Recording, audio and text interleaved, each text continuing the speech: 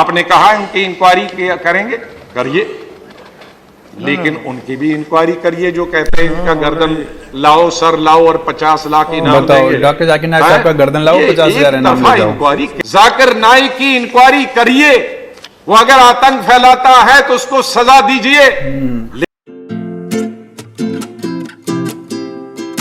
Hello guys, एक बार फिर स्वागत है भाइयों का चैनल रिएक्शन बाबा में। मेरा नाम है राम, मेरा नाम है दीक्षा। तो गाइज आज हम जो इस वीडियो पे रिएक्शन करने वाले हैं, बहुत हटके वीडियो है भाई। अभी तक का हमारे लिए तो बहुत एक शॉकिंग वाली न्यूज है और अच्छी बात भी है। डॉक्टर जाकिर नाइक साहब की हमने आज तक कितनी सारी वीडियोस बनाई है ऑलमोस्ट। अभी एक वीडियो हमको मिला है जिसके अंदर के डॉक्टर जाकिर नाइक साहब का जिक्र हुआ है इंडियन पार्लियामेंट में। 2024 का वीडियो है, ऐसा इस पे थंबनेल पे लिखा हुआ है। और ये वीडियो देखने के बाद पता चलेगा डॉक्टर जाकिर नाइक साहब को इंडिया के अंदर बैन कर दिया गया था, क्योंकि उनके ऊपर इतने सारे एलिगेशन थे।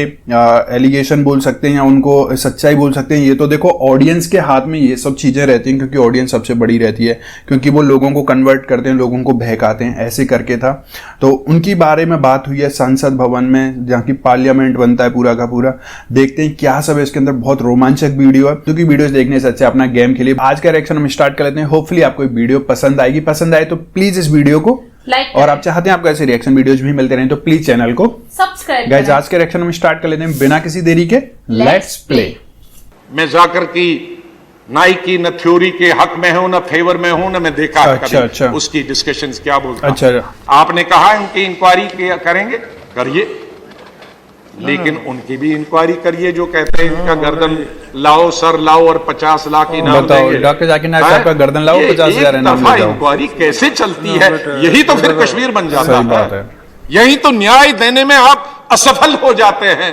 जाकिर नाइक की इंक्वायरी करिए, वो अगर आतंक फैलाता है तो उसको सजा दीजिए, लेकिन अगर आपकी पार्टी का या आपकी विचारधारा से मिलता हुआ वो ये कहता है कि जाकिर नाइक की गर्दन लाओ और 50 लाख ले जाओ, वो जेल में नहीं जाना चाहिए। और इस तरह के स्टेटमेंट वाले जेल में नहीं जाने चाहिए। जब जेल में नहीं जानते हैं तो फिर कश्मीर जैसे हालात हो जाते हैं। माननीय गृह मंत्री जी, आप पर बहुत बड़े 125 करोड़ जनता, हिंदू और मुसलमान, सिख ईसाइयों की जिम्मेदारी आपके सर पे है। कुछ लोग बाहर से आए जिनको अपने देश ने निकाल दिया। तस्लीमा नसरीन बांग्लादेश से निकाल दिया इस्लाम के खिलाफ लिखने के लिए, कुरान के खिलाफ लिखने के लिए। हमने शरण दे दी ह्यूमैनिटेरियन ग्राउंड पे, हमने दी। लेकिन आज टेलीविजन बहस में क्या बोलती, वही पेट्रोल लेके आ जाती है और डालती। तो उनको क्या लगता है कि टेलीविजन पे आप करा रहे हैं। मैं ये नहीं कहता, आपका कोई आपने देखा भी नहीं होगा प्रोग्राम, लेकिन जब नेशनल चैनल पे आ जाता है कि एक और को हमने शरण दी है जो इस्लाम के खिलाफ लिखती है, बोलती है, और हम उसको यहां अपने नेशनल चैनल पे इस्लाम को गालियां दिलाने के लिए इस्तेमाल लगते हैं, तो दोषी किसको ठहराएंगे? दोषी तो केंद्रीय सरकार को ठहराएंगे। सर, दूसरा एक तारिक फतेह, पाकिस्तानी ओरिजिन का, पाकिस्तान से उसको निकाल दिया जिस तरह से नसरीन को निकाल दिया इस्लाम के खिलाफ और कुरान की तौहीन करने के लिए। और ये कैनेडियन नेशनल है, वो भी देश में और हमारे चैनलों में पता नहीं कहां से आया, जाकिर नाइक पर बोलता है और दिन रात उगलता है जहर। अच्छा। इस्लामी रिलीजियस बुक्स के बारे में और इस्लाम के बारे में। एक यूनुस अली है गौहर, एनल फादर नेशनल, वो भी कहीं उसको मौका नहीं मिलता है, वो भी हमारे चैनल पे चैनल को मैं आप दोनों को दिखा दूंगा। और अगर आप दोनों देखेंगे तो आप कहेंगे कि इसको तो अभी पकड़कर इस कॉन्टिनेंट से ही बाहर कर देना भाई चाहिए। वो हमारे चैनल पे बोलता है, तो ये दोष आपको नहीं जाएगा, किसको जाएगा? ये तमाम दोष केंद्रीय सरकार को जाता है। या तो आपके जो पदाधिकारी हैं, ऑफिसर्स हैं, आपको वो चैनल्स देखते नहीं हैं, पे कंट्रोल क्यों नहीं करते हैं? तो मेरा एक विशेष किसी कंट्रोल के पेपर के खिलाफ तो बिल्कुल नहीं है। पेपर तो बड़ा सोच समझ के लिखते हैं, लेकिन ये जो चर्चा वाला रात का बन गया है, यही हमारी बर्बादी का एक दिन बाइस बनेगा। मैं आपको बताना चाहता हूँ, मीडिया अक्सर जब भी कोई मुसलमान जो इस्लाम पे अमल नहीं कर रहा है और इस्लाम के खिलाफ बात करता है, मीडिया उसे हाईलाइट करती है। अच्छा। कोई मुसलमान जो मुसलमान नाम का है, इस्लाम से दूर है, लेकिन इस्लाम के खिलाफ लिखता है तो उसे हाईलाइट करती है। हमारे पास मिसाल है सलमान रश्दी और तस्लीमा नसरीन की। सलमान रश्दी को मीडिया ने इतना हाईलाइट किया, क्यों? क्योंकि वो नाम का मुसलमान था और उसने किताब लिखी थी सैटेनिक वर्सेस इस्लाम के खिलाफ, मोहम्मद सल्लल्लाहु अलैहि वसल्लम के खिलाफ। मीडिया उसे इतना उछालती है कि वो बन जाता है मिलियनर, करोड़पति ओवरनाइट। सैटेनिक वर्सेस के पहले चंद लोग जानते थे। सलमान रश्दी को आज मीडिया ने इतना हीरो बना दिया कि वो करोड़पति अरबोपति बन गया। क्यों? क्योंकि एक मुसलमान इस्लाम के खिलाफ किताब लिखा, मोहम्मद सल्लल्लाहु अलैहि वसल्लम के खिलाफ लिखा। रहता है यूके में। वो यूके चंद साल पहले, सलमान रश्दी किताब लिखने के पहले, एक अमेरिकन राइटर मार्गरेट थैचर जब प्राइम मिनिस्टर थी, उसके लिए 4 लेटर का वर्ड इस्तेमाल करता है, 4 लेटर का लफ्ज़। मैं वो अल्फाज को कह नहीं सकता हूँ क्योंकि मैं मुसलमान हूँ। फादर, अंकल, कज़न, किंग, और उस अमेरिकन के ऊपर बैन लग जाता है। हमारी प्राइम मिनिस्टर को फादर, अंकल, कज़न, किंग कहता है, बैंड। कुछ वक्त के बाद सलमान रश्दी वही प्राइम मिनिस्टर को वही अल्फाज को एक्टिव करता है, father, uncle, cousin, king add कर जाता है ING, और उसको अवार्ड देती है गवर्नमेंट। क्यों? क्योंकि उसने इस्लाम के खिलाफ लिखा। वही प्राइम मिनिस्टर मार्गरेट थैचर को वही बुक सैटेनिक वर्सेस में Salman Rushdie father, uncle, cousin, king और इंग कहता है कई बार। उसी प्राइम मिनिस्टर मार्गरेट थैचर को कहता है, लफ्ज़ इस्तेमाल नहीं कर सकता हूं मैं, कहता है फीमेल डॉग, ओ भाई साहब, कहता है कुत्ती, ओ भाई, और उसे यूके गवर्नमेंट अवार्ड देती है नाइटहुड। क्यों? क्योंकि उसी किताब में उसने मोहम्मद सल्लल्लाहु अलैहि वसल्लम के खिलाफ भी लिखा। ये तो गलत है। उसने इस्लाम के खिलाफ लिखा। हमें मानना पड़ेगा, उस वक्त इस हिंदुस्तान के प्रधानमंत्री थे राजीव गांधी। राजीव गांधी पहले प्रधानमंत्री थे सारी दुनिया में जब मुसलमान उनके पास गए और बताए क्या कितने चीज़ें खिलाफ लिखी इस्लाम के।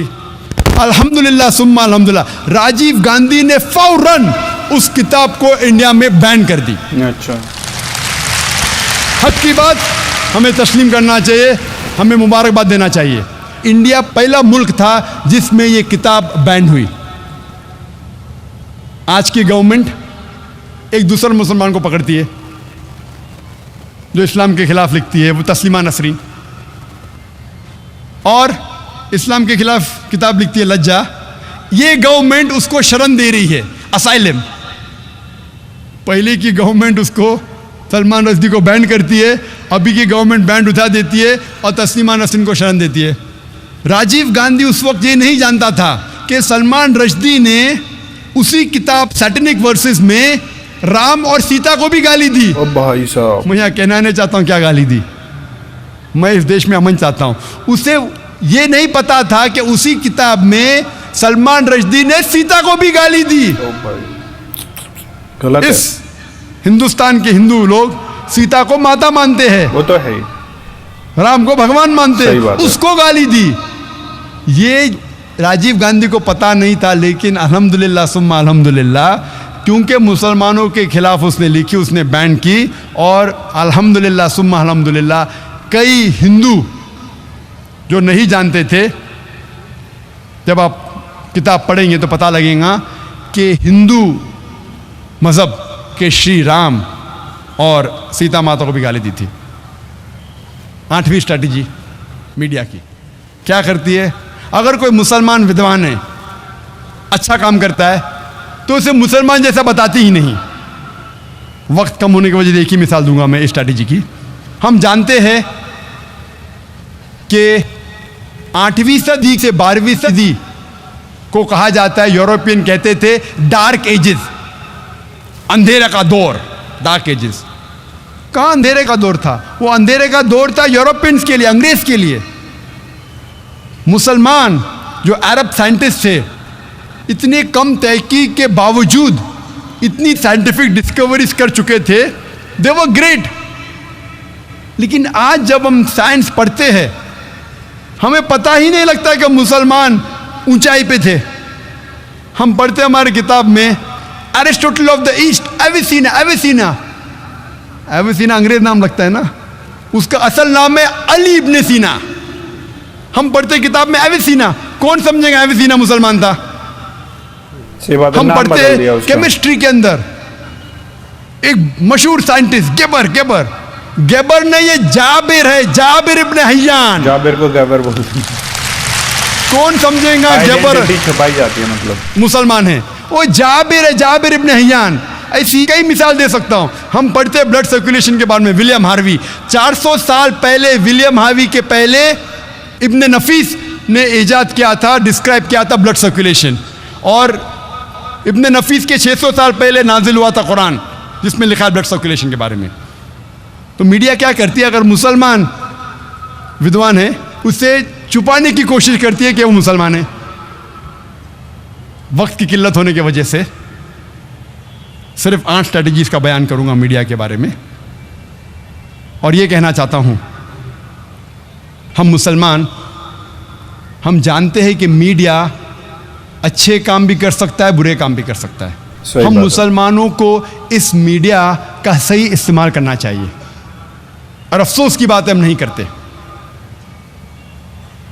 लेकिन दुश्मन इस्लाम मीडिया का पूरा इस्तेमाल कर रहे हैं इस्लाम के खिलाफ काम करने के लिए।